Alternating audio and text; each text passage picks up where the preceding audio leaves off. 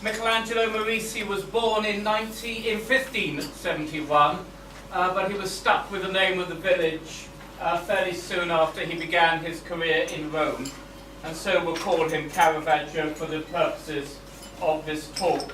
We know little about his early life, except that when he was 21, he inherited quite a substantial sum of money, and he used that to set off and set himself up in Rome to further his artistic career there.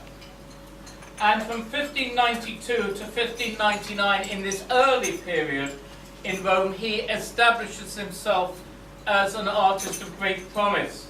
This Six Bacchus is almost certainly a self-portrait made in 1593. And although we know he came to Rome with money, it appears that he was spent it up fairly soon, couldn't afford models, and as a result had to use himself as his model, painting by looking in a mirror. The portrait's almost photographic, with this highly skilled rendering of the fruit and the ivy. A few months later, he painted this boy with a fruit basket. And again, although the detail has invited the greater comment, there's an intimacy between the viewer and the boy. And we might as well face up to the homoerotic element in much of Caravaggio's work at this stage. Is it, as some commentators would wish, purely a reflection of the male nude in classic sculpture, skillfully rendered in paint? Or is it an artist painting what he thinks his clients want to buy?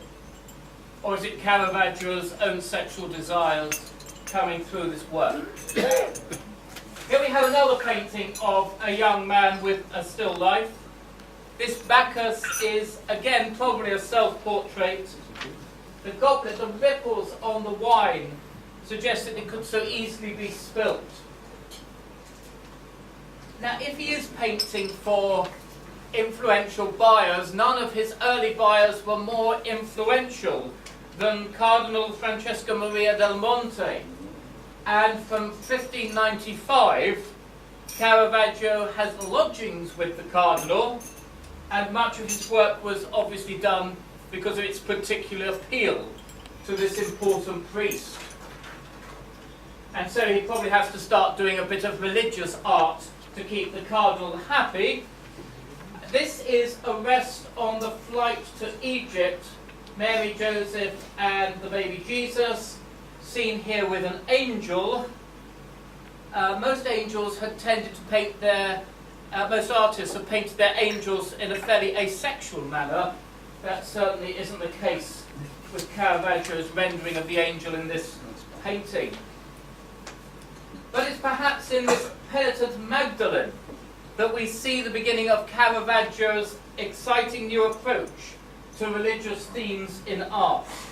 We can only recognize that this is Mary Magdalene because of her attribute, the jar of oil near the bottom of the painting, and her long, untidy hair.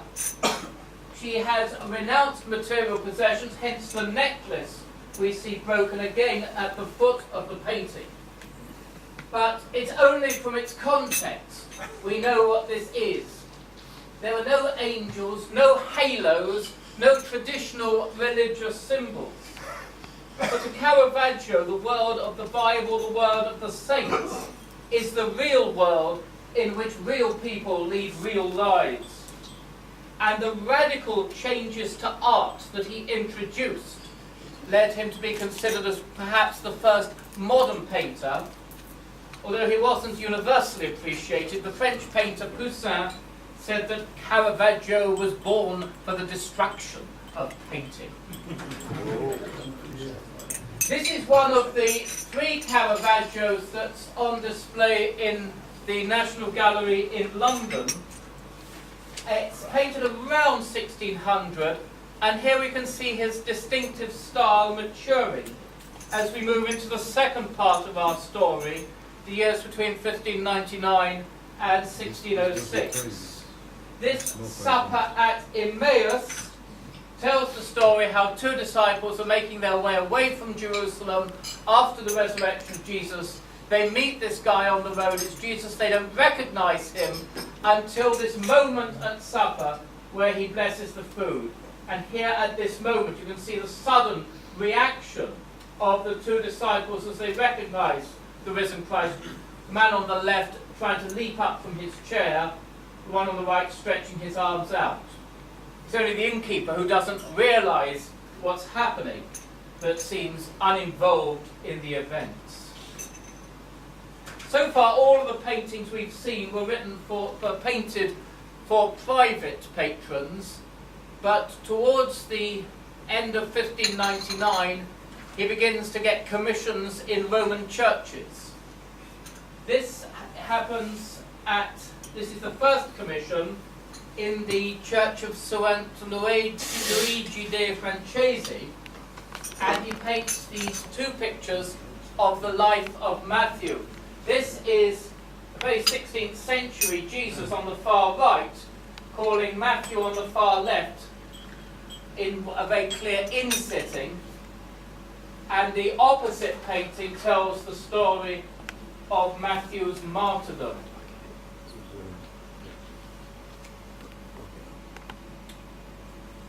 And there's a self-portrait. I'm sorry, we've got quite a bit of light coming through. I wonder if I can shut the door. There's a lot of light coming through there.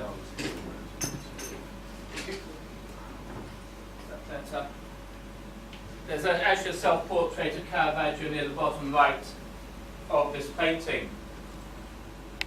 A couple of years after these two paintings, Caravaggio was recalled to the chapel to paint this, Call of St. Matthew, where the angel is dictating Matthew's gospel to him.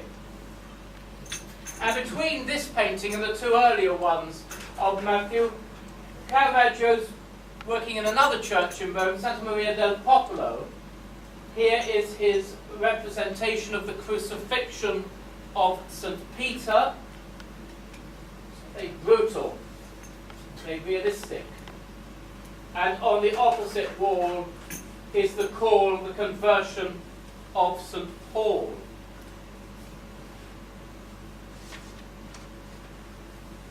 In this painting, a deposition, the placing of Christ's body in the tomb, it feels as if we're observing the scene from actually being inside the tomb.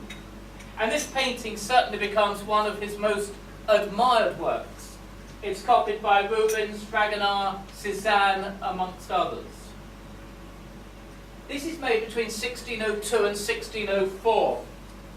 And it's probably the right time for us to consider what is happening to Caravaggio the man at this period. As an artist, we see him excelling in his work. He's getting some of the best commissions going in Rome, and although somewhat controversial, his work is drawing a massive audience. But as soon as he'd got enough money, he'd go out into Rome dressed in expensive clothes, accompanied by a page carrying his sword. From 1600 onwards, he becomes increasingly involved in violent incidents. On the 19th of November that year, he was sued for assaulting a man called Girolamo Stampa with a club and a sword.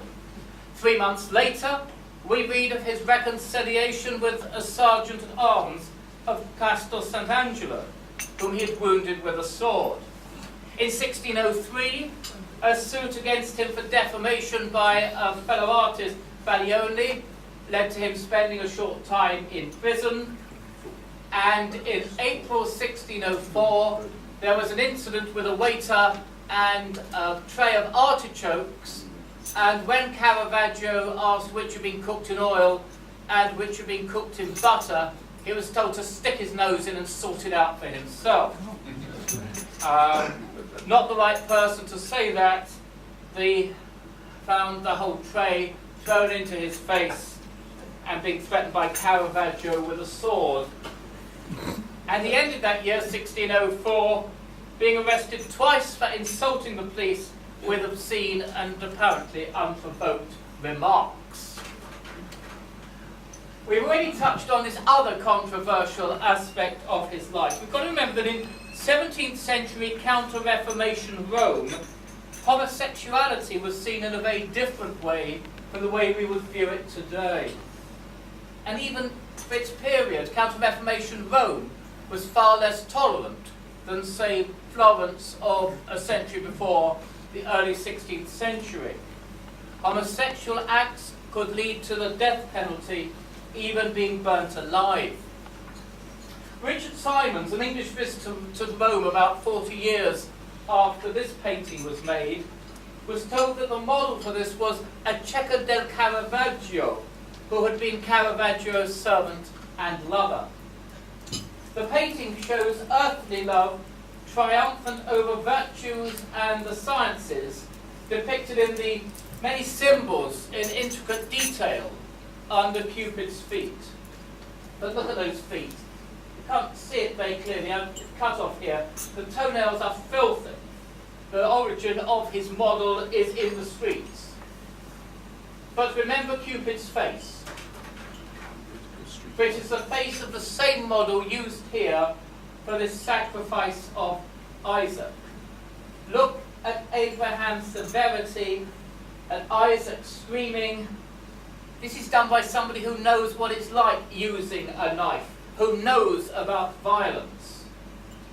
Perhaps the only unusual detail in this painting is a rather extensive landscape background. Quite unusual, really, in Caravaggio's work. We're still getting jobs in churches. This Madonna dei Pellegrini, that's the Madonna of the Pilgrims, was one of his last commissions in Rome. It was made for the Church of San Agostino, where it is to this day. There was criticism of the pilgrim's muddy feet, of the ragged bonnet, but it survived it. It's also said that they look more like beggars than pilgrims. But the model for the Madonna for St. Mary is a woman called Lena, who was Caravaggio's girlfriend, whose occupation as a prostitute is given away by a court description of her as Lena who stands in the Piazza Navona. This is 1605, and we're back to Caravaggio's court appearances. On the 28th of May, a dagger and a sword were confiscated from him. On the 20th of July, he was back in prison for slander against a woman called Laura and her daughter. He was scarcely out of prison when he attacked the notary Pascalone with his sword in a row over Lena, the model here. On the 1st of November, he was again in trouble, this time for throwing stones at his former landlady's windows, having not paid his rent. And in the same year he was fined again, this time for trying to explain injuries to his throat and to his left ears with the words, "I cut myself with my own sword, I fell down on the street, I don't remember where, there wasn't anybody around." This, again controversial painting, tells the death of the Virgin, the death of St. Mary, the mother of Jesus. And although the Bible is silent about her death, the tradition arises that some 12 or 24 years, depending where you read it, after the death of Jesus, Mary comes to die. All the apostles who are still alive come to gather at her deathbed. But it's so realistic. It's said that Caravaggio used as his model a corpse that had been dragged out of the river Tiber. But it was a little bit too realistic for the clergy of the Church of Santa Maria della Scala in Trastevere, who rejected it, possibly because it was suggested that the model, the corpse, was that of a prostitute.